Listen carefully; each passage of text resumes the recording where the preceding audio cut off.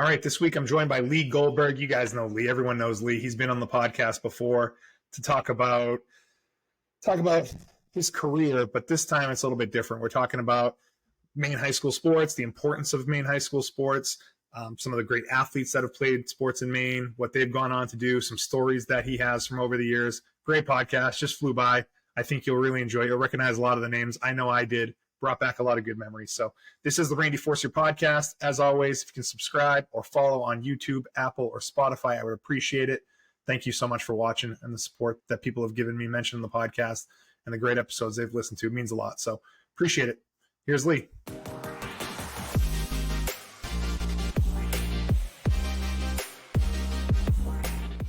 Back with Lee Goldberg and his son. How you doing, pal? Good. How are you doing? Theo, say hi. Say hello. This is Theo. Theo. It's number ocho. Number ocho. Unbelievable. God bless you. What's going on, man? Not much, man. I mean, we were just talking offline. Kids are back to school. September is here. It's fall almost, although it doesn't feel like it. And I wanted to have you on to talk about high school sports because we're back in that season. You got a bunch of memories of them. I was hoping you could relive some of your best memories with me if you were up for it. There's a lot. We won't bore your people with 26 years of them, but there's certainly a lot. I'm obviously a firm believer in the concept of high school sports and the importance it should have in our communities, in our media, with our kids, and it certainly serves as a great outlet and asset to kids as they go on their lives. It's funny, after all this time of doing this, I see people that I covered decades ago, and I see them now as men and women and as mothers and fathers, and some of the lessons that they learned at a real young age that have kind of carried them into their lives and what they're doing now as adults. Absolutely. There's no doubt about it. I'm thrilled that my kids are playing sports. My kids are 6, 8, and 11, so they're not in that high school range right now, but they're getting to the point where we want to go to all the football games, all the field hockey games, all the volleyball games that we can. So even as kids that don't play high school sports yet, I think high school sports is having a big impact on them as it gives them something to aspire to, kids to look up to, all that sort of stuff. So I think it's great on a lot of levels. My greatest argument about the importance of local sports actually has nothing to do with sports. I don't think that local sports really is about sports. I think it's about community. I think you go out and you represent your hometown. If you never played a single down for the Biddeford Tigers, you knew the importance of Waterhouse Field. You didn't have to be a football player, a former football player, to understand why that mattered and why the town would come out to watch every game. And you would ask the guy at the grocery store if you maybe knew Jimmy the Bagger, hey, how'd you guys do last night? Like it's a conversation piece, and you want to take pride in the community that you live in. And a lot of that is built into the fabric of local sports. Again, it's not even about the games. It's about community. And so when I got my very first job in 1991 in Clarksburg, West Virginia, for $12,000 a year, one of the jobs that I was tasked with, if you will, was to cover a high school football team in DuPont, West Virginia that had a player on it who was pretty good. His name was Randy Moss. Yeah. So when I was going to those games and seeing the importance of not just him as obviously a freak, Hall of Fame, next level generational athlete, but what it meant for the towns to have a team like that to rally behind and how important it was, that when I came back to Maine, realizing that we didn't have that, that's where the whole impetus of coming up with the fifth quarter came from. I know we talked about that last time I was with you. But that's what it was based on, and it's not about Celtics, Bruins, Red Sox, and Patriots. It's about the stuff that goes on in your backyard. And that's changed. I feel like that coverage has changed now with social media, and sports isn't a big focus for local news like it used to be. There's less and less newspapers than ever. So I feel like it's different. And I don't know the best ways to promote it, but have you obviously seen this change over time? It's why I left sports. I mean, it's literally the reason why I left, because I saw the landscape shifting and I was far too young to retire and I don't know how to do anything else. So the internet, the advancement of cell phones, you used to have to go home after the games and get there before 11 when the 11 o'clock news came on to see how your team did, to see the highlights of your team, to see how your neighbors did, to see how your rivals did, right? Everyone went home to watch. Whether it was, us or the other channels, they watched because they wanted to see. You don't have to do that anymore. I can grab my phone right now and tell you who won last night. I can watch the highlights on my phone and go to bed. So I don't have to stay up till 11 o'clock to do it anymore. So I think as that became more advanced, great for the viewers, Great for families from away. Most high schools will stream their games now. They'll throw them up on the internet somewhere, so family at Nebraska can watch their grandchild play. That's fantastic. It's great. But for local news, who made my living off of covering local sports because you couldn't see it anywhere else, and then you could suddenly see it everywhere else, then that made it less relevant, and therefore, to your point, newspapers didn't need to cover as much because people already know. I don't have to show the highlights anymore. People already know. So I don't think that there still isn't value there, but the level of value has certainly decreased. Yeah. So I guess when you look back over your years covering sports, I guess in Maine specifically, what are some of the best things that stick out? Like best teams, best moments that you got a chance to witness? Is there anything that comes to mind? Yeah. Yeah. How long is this podcast? I mean, I'll try to, I mean, obviously knew I was doing this with you today. So I've been trying to think of some. A few of them just jumped off the page and some maybe will come to me as I'm talking. First and foremost, I'll never, ever forget this. Legendary high school football coach named Gabby Price. Legendary human. Legendary football coach. Coached Bangor High School for 100 years. Went on to coach at Husson. Owns a business in Bangor. Just a great, like, top 5 person that you're going to meet in your life, right? No kidding. Super human. So I just moved back to Bangor from West Virginia. So I'm very new to the Bangor sports market. And I'm from Southern Maine. I went to Deering. So I didn't really know a lot about that market. But I'm up there, and I'm covering the first game of the season. And Bangor scores a touchdown. Bangor was good every year. They were like the Thornton Academy of high school football at the time. They seemed like they always came out of the East. They were just always Bangor. And they were good in every sport, Randy. So they had tremendously dominant athletes. So the Bangor baseball, basketball, and football teams are always good. You got a whole bunch of male athletes in that school that are good. And you see the same thing on the girls' side. They were winning swimming championships left and right. So, I mean, that school always had athletes. So, anyway, I'm at a high school football game. It's a Friday night. Channel 2 is where I worked. It was right on Mount Hope Ave, like less than a mile from Cameron Stadium. It's like right there. So I'm down there, and I met Gabby maybe once at this point, and I'm still a 20-something-year-old kid. And Bangor scores, and so what we do as journalists, instead of carrying around a notebook, newspaper guys have notebooks, TV guys have cameras. So I had a camera on my shoulder. Instead of putting the camera down to write down whatever happened, I take video of everything. So that's a video notebook basically for me. Yeah. I've got references when I'm editing the highlights.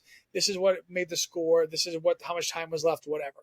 So I go and I just pandied a quick shot of the scoreboard, and then I go back. Well, Gabby is between me and the scoreboard. So as soon as I'm shooting the scoreboard, he comes right over and goes, and I don't know if you ever met Gabby, and I'll do my best Gabby voice, but like, Jesus Christ, Lee, what do I got to tell you? This is about the kids. This isn't about me. Like, don't shoot the camera on me. It's about the kids. Come on. And I go, Gabby, I'm getting a shot of the scoreboard. It's literally right over there so I could show what the score was. And he turns around, he looks at the clock. I mean, the players are on the field. Like, they just scored a touchdown. He sees the clock. He comes over. He goes, I'm sorry about that, Lee. He walks on the sidelines. And I'm just like, oh, my God. But you know what? But that was a microcosm of Gabby. He would never want it to be about him. You see a lot of coaches in a lot of different sports that they do like that attention. They do kind of want it to be about him. He could not have been more opposite. He couldn't care if we ever talked to that guy. He just wanted the kids to get the attention, the focus, and I will never forget that story and the first real interaction I had with him. And when did he stop coaching? He stopped coaching Husson a little bit ago. So, I mean, when Husson started their football program, I think he was in at the beginning, but then he left, then he came back. I believe there was some of that. So within a handful of years ago, he stopped coaching. But no kidding.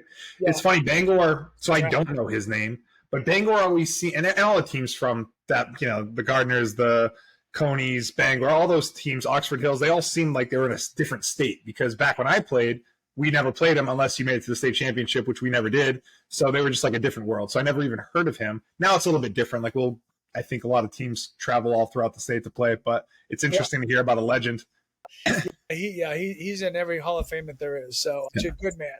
Another one is, again, real new to Bangor, young 20-something-year-old, just trying to make good impressions with coaches and kind of, get good contacts and good relationships. And I remember Gary Spencer was his name. He was coach of Old Town High School at the time, and Old Town was very good. I remember them. They had just won a game, and there's a McDonald's right near the UMaine campus, and I stopped in at the McDonald's on my way back to the station, and Coach Spencer was there, and I said, hey, Coach, great game tonight, good win. He's like, oh, thanks a lot, man.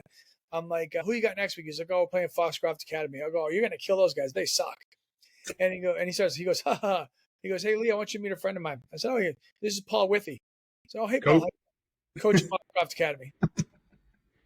Sweet. I mean, I was just like, I knew that was you, Coach. I was just messing with you. Like, I tried to save it, but Coach Withy and I ended up having a real good relationship over the next years because Foxcroft Academy was good every single year and always won champs. So were you just saying that before, that they sucked, or did you think that they sucked? No, I was being totally serious. I did not know that Coach Withy was standing right there, and I said it right in front of him, and then I felt like an idiot. But no, I was just trying to be a funny guy, and that did not turn out to be too funny.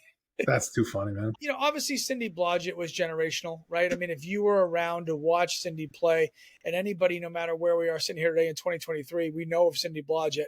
Yep. Even if she played before you were born, you know about her. You know the legend. Yeah. Watching her play, I have never to this day, and this is no exaggeration, the closest comparison I can give you in 32 years of being on television to what Cindy Blodgett meant to sports in Maine is 100% what Randy Moss meant in West Virginia. I agree. Gathered around Cindy like they gathered around Randy. They showed up to watch your games. They didn't care if you were from Fairfield, you knew where Lawrence High School even was. You wanted to see Cindy Blodgett play in person. And the fans that traveled to see her, the autographs, the crowds were like, every game is a sellout. You didn't want to miss the night she scored 60 or 70 or made 4 from half court without blinking. Like, I mean, every game, she was that special. And Bruce Cooper, obviously, hell of a coach, had great surrounding cast, the Atwood twins. I mean, those teams were so good, but, she was the pinnacle of it. She was unbelievable. I want to ask you about her specifically, because that's a person that comes to mind as like a Mount Rushmore Maine athlete, at least in my memory. 100%. And I covered her for 4 years in high school, right? And then I was the voice of the UMaine women's basketball team. So I did their play-by-play. So I covered all 4 years of her in college as well. And that girl practiced like she played. Like this was no Allen Iverson. Like this girl, she was diving into the stands to get a loose ball on a Monday practice before the Friday game. Like that's when she was in the gym, like it's on. Like that was just no joke. We don't mess around. She wasn't a youngster when it was basketball time. She wasn't like playing joke. That girl just wanted to work and work and work and made everybody else work and expected that from her teammates as well. So I'd never seen a kid like that. She was wise beyond her years and she was funny. I mean, I've known her for so long now, and I had a real good relationship with her off the court where because I don't think she was tremendously trustworthy of the media as a whole. And I was lucky enough to have a real good relationship with her where we had conversations, no microphones, nothing, just person to person, and she could be sneaky funny. She wasn't in your face funny, but sometimes she'd be like subtle, and she'd kind of give you like this little grin, like, "Oh, look at you, Blodgett, you got some in there," and then you get that smile. So she was just so great for our state, so great for girls basketball, such an ambassador for Maine, even choosing Maine over pretty much any school she could have gone to. Anywhere, right? Yeah, the belief was it was between Notre Dame or Maine at the time, and Notre Dame was a next level program, but. I mean, you're playing her freshman year. We're playing UConn in the tournament, right? You got Rebecca Lobo and Kara Walters. You got Gino Auriemma trying to worry about how we're going to contain Cindy Blodgett. You're something special. So I remember when she did a clinic at Biddeford Middle School when I was a kid. So she's a little bit older than me. So I think maybe I was in junior high or something. And the place was packed. I went to go see this clinic. I didn't have any kids. Obviously, I was a kid and I wasn't in the clinic. I was just there to watch her and see what she had to say as she was teaching. I think it was like, very young kids, and she was amazing. And then I'll never forget when she actually got drafted into the WNBA too. I think that was like very early in the WNBA, if I remember correctly. But I think she was a first round pick. She was like, I think the number 3 pick overall, top 5 pick. Anyway, we were in Cleveland. We went and covered that. So did you? Nice. When Rockers took her, and we were at the WNBA draft for that. So yeah, it was pretty cool. So yeah, and she played for a few years, and now she's back coaching in Maine. Where does she coach? No, I don't think she stopped coaching. Yeah, last I saw she was an assistant for BU, but then I feel like she maybe got out of coaching altogether. Yeah, so. Good for her. But yeah, definitely a legend. Definitely a legend. Someone I'll always remember her name, and it's cool that you got a chance to cover her. Sticking with basketball, I mean the years of the Dirigo girls, ridiculous. What Gavin Kane did in Dixfield with the Dirigo girls will never get topped. I mean, what did they do? I'm unfamiliar. I'm not going to remember the exact number. It's something like 8 or 9 state championship games in a row. Nobody even played for the state championship besides Deer Go Girls. They had an unprecedented run. The Valley Boys out of Valley Bingham, okay? They were with Dwight Littlefield. They were in Sports Illustrated. They won over 100 games in a row. 100 games in a row. Little Class D school, 80 kids in the school, and they're in Sports Illustrated out of Bingham, Maine.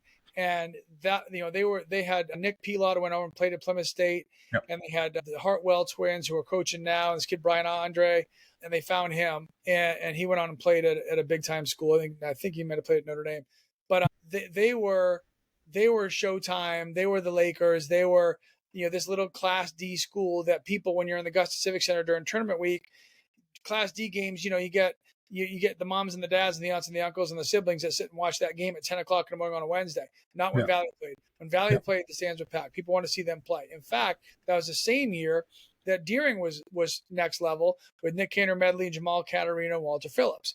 Those guys are unbelievable. They were the unbelievable team, right? So the big debate was, let's let those two teams play each other, because Valley was scoring about 100 points a game. And Deering, that's pretty remarkable. The quarters, like, you really have to be moving the ball, making your shots. Yeah. Right. That's fun. And the great debate was who would win if they played. You're talking about the best Class A school, who ironically never won a state championship. And I went to Deering. They didn't? Yeah, okay. No, I don't want to talk about it. So they never won a state championship. And then Class D team. And who's going to win? So they tried to put together an exhibition game. Hey, the MPA would not sanction a benefit game, a tournament game for them to just play for fun, just to raise some money. They wouldn't sanction it. The guys like, hey, let's just play on the side when the season's over. It never worked out. But it's still to this day a great debate of who would have won. But the way those teams carried high school basketball in our state during that time, I thought was pretty cool for the boys. And certainly the Deerigo girls were just, I don't know that anybody's going to ever do what they did for as long as they did. So. Well, the way you describe it seems pretty remarkable. That Deering boys basketball team, we did play them, so I do have familiarity with them. I think Walter Phillips dunked on me. Those guys were just different, Cantor Medley got a full scholarship to Maryland, became the captain of Maryland. That's an ACC, obviously big time Division I school. So, went on and had the greatest professional basketball career that any Mainers ever had, at least for the next year. I want to ask you about Cooper Flagg. Have you been following him? Yeah, well, I saw Cooper's mom, Kelly played for UMaine when I was doing the play-by-play for the Maine. No kidding. Okay, so there's some basketball pedigree or something in the blood. It's a Division I basketball player who I had to cover. I had the pleasure of covering, is what I meant to say. And she was great, quiet, but solid player. Cooper's it. Like, Cooper is our holy grail. This is like, we're already planning how are we going to cover the 2025 NBA draft. If he's in it. This is going to be a top 5, top 3, depending how things go, pick in the NBA. I don't believe we've ever had a Mainer drafted in the NBA. Never mind a top, like you said, 3 pick. It is wild. It doesn't even make any sense. And we've only had a couple that have even ever played in the NBA, and that was 100 years ago. I feel like Skip Chappelle maybe played a little bit in the NBA, and this is like back in the 60s or 70s, and maybe one or two guys who went to UMaine. Like, I know Rick Carlisle went to UMaine. He played for the Celtics. He went to UMaine. Yeah. So, but a lot of people don't know that. Yeah, I did know that, though. Yeah, but I'm saying we can count these people like on one hand. But drafted, I believe the number is 0. So even as great as Cantor Medley was, captain of Maryland, made millions of dollars playing overseas, had all these MVP and these European championships, never made an NBA squad. And Cooper Flagg is going to be the guy. Like, it's insane to see. And it's so great. And by all accounts, he's just I've met him one time. So, what I got out of, a minute conversation, I can't tell you that I know him, but I know of him. And I certainly know Andy Bedard's his coach. I covered Andy when he was playing at Mountain Valley. So I know the people who know him, and they all can't say enough about what kind of a kid he is. And certainly the way he plays is next level as well. Yeah. So, it's pretty exciting. It's amazing because I see coverage of him outside of local stuff. It's weird to see ESPN.com and there's a story about him skipping his what did he change his from a junior to a senior so he can go to college 1 year faster or 1 year earlier? He reclassified. So he'll go to college next year. Okay, so big reason behind that, we don't have to go too deep in the weeds on this, but Cooper Flagg is already at the highest he's going to get stock-wise. He's a number 1 rated high schooler in the country. Yeah. What you risk a lot if you keep playing high school basketball. What's the reason? Why are you waiting? Yeah. And with NIL out there now, he can make millions of dollars next year. Next year in college, whether he goes to Duke, UConn, whoever he picks, he'll make millions of dollars in advertising day one. So NIL has changed a lot of the incentives for these high school kids to get to college sooner, and in some cases to maybe stay in college longer. Because before you had to get out of college before you get paid. Now you can get paid when you're in college. Yeah. So now you don't even have to rush yourself into the pros because you can get that money now. I imagine NIL money in basketball is probably as big as any sport in college. And a guy like Cooper Flagg, it's gonna be insane. Okay, and if you go to Duke, right? I mean, if you go to Duke, you don't think he's going to have people lined up to have them and him endorsing whatever they're selling? I mean, he's going to do very well for himself. It's great for him and his family. When it comes to reclassifying, though, I've never even heard of people doing that. And maybe it's something that people do all the time, but it really seems like it's the only time I've heard of it. Have you heard of this before as a thing? Sure. And you know, this is a high profile. Well, athletically, I don't know, but I mean, my wife graduated a year early. So if you have enough credits, you don't have to do 4 years of high school. Oh, okay. I mean, so it's a thing, but like I just have never seen someone do it for the purpose he's doing it for. So obviously it was a story, but this is probably the most high profile reclassification, and certainly for people in Maine. So, but Nokomis High School of all places, right out of Newport, Maine. But dude, if you can play, right? If you can play a sport, whatever the sport is, if you can play, they will find you. Okay. Mm-hmm. Brian Andre, I just talked about, from Valley Bingham, Maine. Okay. He went to Notre Dame. TJ Cowett, he went to Villanova on a full scholarship. They found him.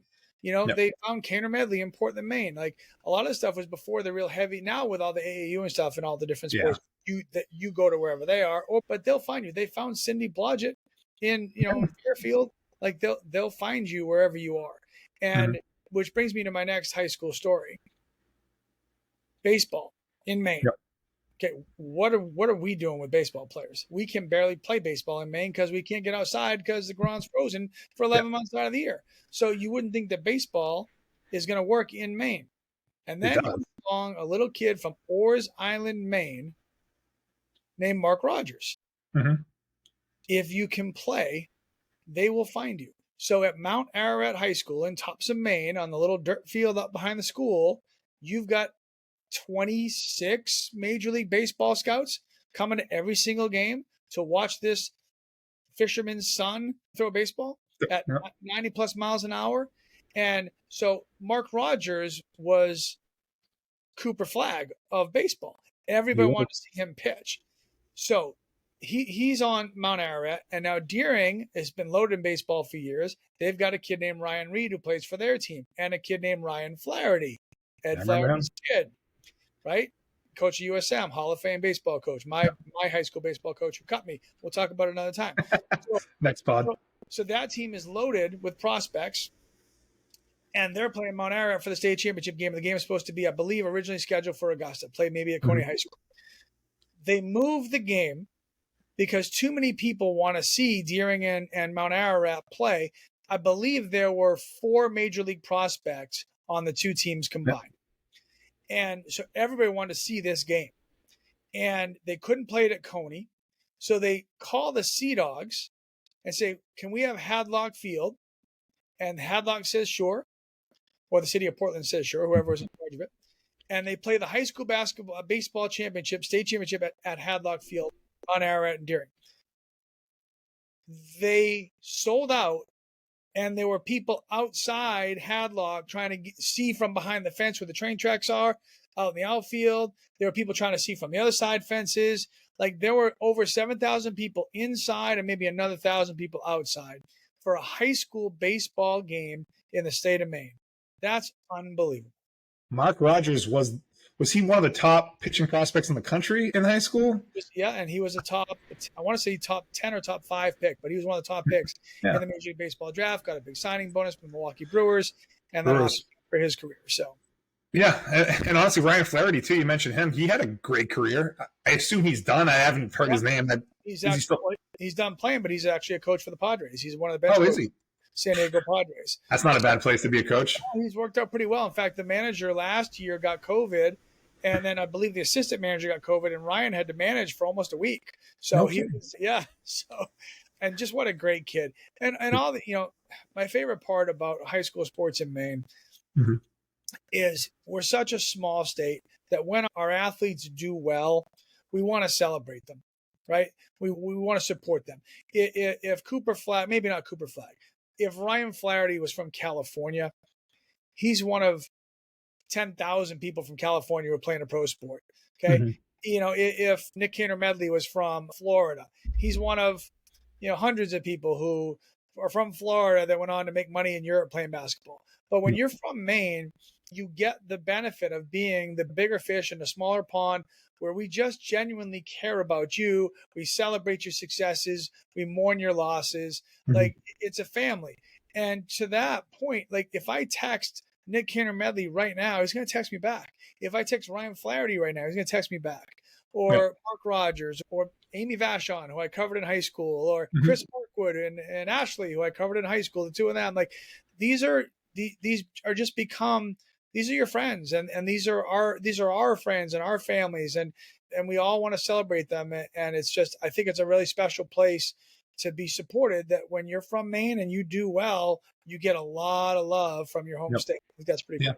When you mention all those names, I recognize pretty much all of them, so that speaks to what you're saying. If that was any other state, it would just be like whatever, but it's good to see those people having success. Yeah. Chris Markwood coaches UMaine nowadays. UMaine men's coach, turning the program around, kid from South Portland. He's doing a good job. So I think he went to Notre Dame for a year or two, if I remember correctly. Yeah, he went to Notre Dame, and he's been assistant coaching all the way through and just keeps doing great things. And he's doing a great job at Maine as well. They turned some heads already last year. So it's awesome. Love to see the success. Have you covered any Mainers in the Olympics? Has that been a thing for you over the years? I haven't gone to the Olympics. Yeah. But yeah, I mean, a lot of our athletes that compete in the Olympics don't compete in Olympic events in Maine. Yeah. So, the person I probably spent the most time with was Ian Crocker. Swimmer. Swam against Michael Phelps. There was a great documentary made about the two of them. I think it was called Rivals, where Michael Phelps had a poster of Ian Crocker on his wall because he just couldn't beat him. And so he used that as inspiration to beat him, and vice versa. So, Michael Phelps became such a huge legendary name to see Ian and he back and forth on world records. That was kind of fun. Did you cover Southwestcott at all? Yeah. Again, he, snowboard cross really for him when that became an Olympic sport, and he was trying to tell people what it was. So, I know he was one of the first winners. I think it maybe was the first year it was an event. He was the first medal winner. The first year they had it in the Olympics, he was first. So we've had some, again, those to cover them in those specific sports. We don't get to see them because those Olympic sports don't happen here, not the Olympic competitions. But Joan Benoit, she won an Olympic marathon gold medal. I've spent a lot of time with her the last 25 years just doing the beach. Well, the Beach to Beacon. So. Oh, okay, that's true. Yeah, beach to, that's easy. Yeah, they might fly you out for a Super Bowl to cover the Pats or something like that, but they're not going to fly you out to the Olympics to cover. Well, so we were supposed to go to the Olympics actually because of Kate Hall. So Kate Hall from Lake Region High School, who has still to this day the national high school record for the long jump, was going to be a favorite for the Olympics and to possibly medal there. So we were going to the trials in Oregon, and then we were planning to go to China for the Olympics. And then Kate got hurt and she wasn't able to go to the trials that year. We ended up, then COVID happened and we didn't end up going to the Olympics. And so no, I haven't gone to an Olympic Games yet, but we've had a lot of Olympians from our state for sure. Would have been cool. Any other big games that come to mind, like close finishes, upsets, anything like that? Yeah, Noble High School football kind of came out of nowhere back in the mid 90s. There was so much snow on a Friday. They had to move the game to like a Monday, and South Portland was the heavy favorite. John Wolfgram coached them, and they were supposed to be the team that nobody could touch. And Little Noble High School came in out of nowhere, and I remember they played that game. I think it was on a Monday, and everybody was mad because whoever won on Monday was going to have to turn around and play that again that following Friday, and they didn't think it was fair. But weather dictated otherwise, and Noble came into South Portland, beat them. Noble went on to win a state championship. That was a big deal. I'll tell you a very funny story. I remember that. I don't think anybody will get mad at this story, but if they do, I'm sorry. I love everybody involved in the story. So Waterville High School was loaded. Frank Knight was their coach, and they just had a great football team. And Oxford Hills had a great football team, and Coach Masha, who I believe is the principal now over at Oxford Hills, he was the football coach for Oxford Hills. So Oxford Hills is going to Waterville, and Oxford Hills had a player named Jeremy Tardif, who was the best running back in the state. It wasn't even close. He was going to win the Fitzy. He was a gifted baseball player, I believe actually drafted by the Red Sox. I don't know that he ever made it anywhere of significance, but I mean, he was that kind of an athlete. But running back, no question, best in the state. So Oxford Hills goes to Waterville to play, and it's on a Saturday. Waterville at this point has no lights on their field. Okay, so we're playing this game on a Saturday, and I got there early. And this was the Eastern Maine Championship to qualify for states. So I get to the field, and I'm there before anybody's there, and the Oxford Hills bus pulls in. And I get to the field, and the field is like a quagmire. I mean, it's like you're playing the Mud Bowl, like it had been raining for 40 days. Okay. Yep. It hadn't rained in like 4 days, 5 days. And Oxford Hills bus pulls in, and Coach Mosher comes right off the field, and Coach Knight from Waterville is on the other side of the field. And these are both two big, loud, energetic, we'll go with, men. Coach Mosher's like, Frank, what the hell is this? And he starts like looking at the field going, what are you guys doing? There's no way they didn't water down the field. I mean, they had to have soaked the field on purpose to try to slow down Jeremy Tardif so that their big guys could have a chance to catch this kid and they'd have a chance to beat him. And that's 1,000,000% what happened. And I have confirmed after the fact that it's definitely what happened. But Frank's like, I don't know what's going on, Ted. Something with the drainage. He's like, you know, bloop, bloop, bloop, bloop, bloop, with the drainage. I mean, and they're just these screaming. I'm like, oh, this is going to be a hell of a game. So who won the game? Oxford Hills won. Yeah. Yeah, and then they went and played in the state championship and lost to South Portland. So, but anyway, I will not forget that. That was very entertaining to see that. That's so funny. Yeah, I mean, obviously, high school basketball just lends itself to so much drama with overtimes and double overtimes and quadruple overtimes and anything where states are on the line.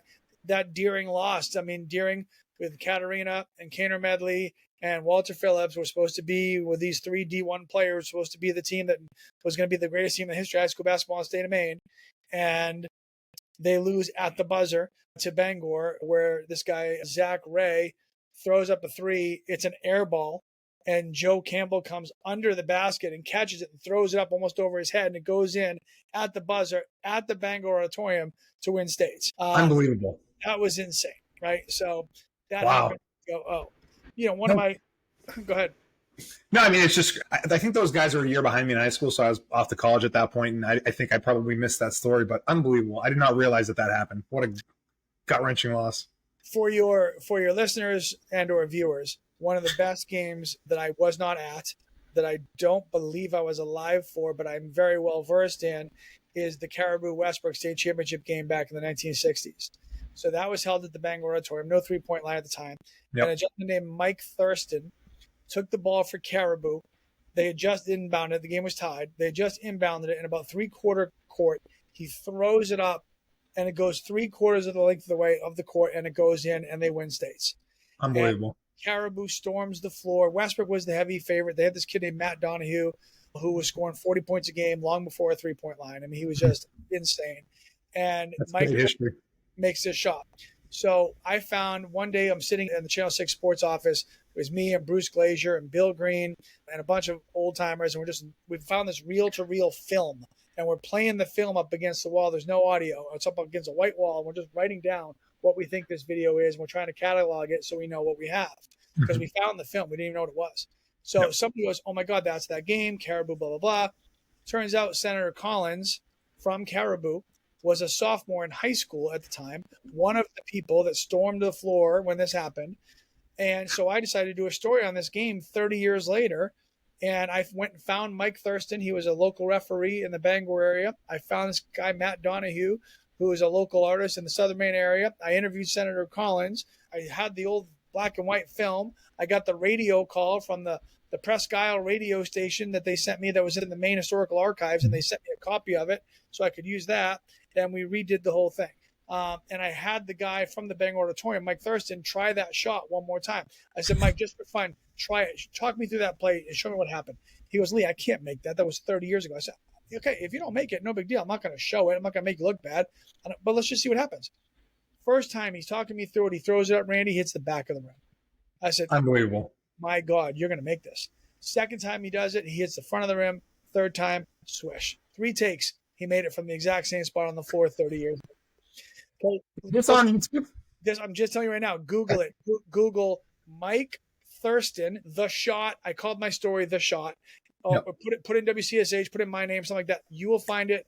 Watch it. It is one of the best stories I've done in 32 years, including Senator Collins' reaction, because I didn't even tell her that I had the video. I just said, hey, I'm doing a story about the game. I'd love to talk to you. She's like, absolutely. I played her the game. Randy, she stood up. She starts clapping. She's like crying. Like, this is 30 years later. This is what it meant to Caribou.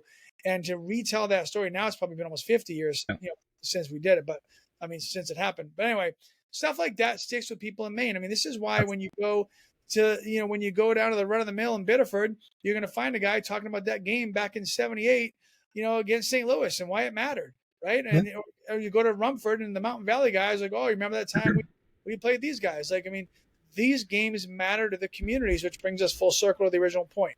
High school sports, you don't have to like sports, man. You just have to be about your community. And then all these stories matter. They really do matter in the grand scheme of things, and they help form who we are. No doubt about it. I had Matt DeBias on the podcast. I don't know if you remember Matt. He was in that state championship game against Oxford Hills I was talking about. Okay, so that was that year. Okay, so that would have maybe potentially been us, but they beat us in the playoffs. And on the podcast, we were talking about other stuff, but we were kind of reliving the game that they beat us in South Portland. And it's just, that's a way that we will always be connected, and it's something we'll always talk about. And he was on the podcast, he was saying that game even came up with his buddies over the weekend, and it's just, these things are all part of our life. It's just great stories to tell. That state championship game actually against Oxford Hills was up in Orono, and I always joked that Coach Wolfgram had a very simple plan.